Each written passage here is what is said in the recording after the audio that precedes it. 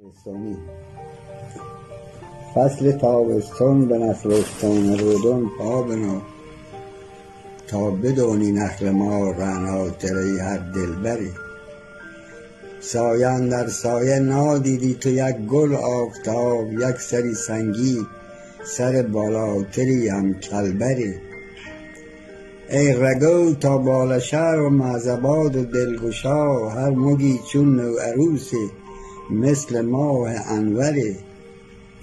سرو شیرازی کجا و نخل رودانی کجا، هر دو زیباهند مگ مانند شمس خاوری. جوی آبی سلسبیل و میترو اشنو کنون، چشمه مرواک ما بر آب رکنی سروری. آب حباب گرم درمان هر درد و درک، توی لرز و زخم جون و خارش و هر نوع گری. سرگ و کابار و گپاره گرچه روتی میان، تو لوارو باد آدوربند و کولر همسری.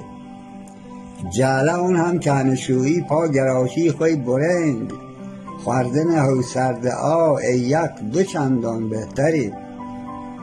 گر که تیلنگ حلیلی را بدیدی ای نزیک، در میان خوش مد مانند در و گوهری.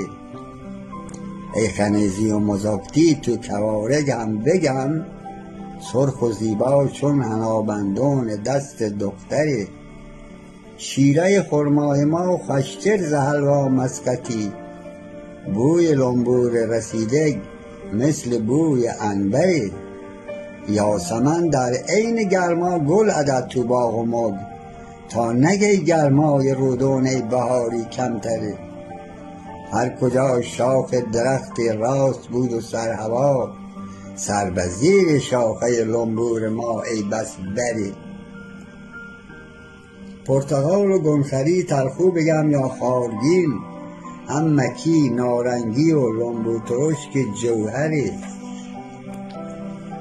جو و گندم، ماش و ارزن، لوبیا و باقله، با مشوک و هم کدو ذرت بکاری بهتری. جمع چو زیتونی ولی زیتون ما شکل دیگر، میوه زیتون ما هم با گلابی همسری. کس ندیدی میوه خوشتر ز انبان خکی، فصل گرما سایش کافی برای لشکری. ای حنیر و یونجه و جوگرگ و برز و هم رشید، وسمکاری هم رواجی بهر برگ دلبری. هرچه در رودان بکاری لا محال سوزه بود،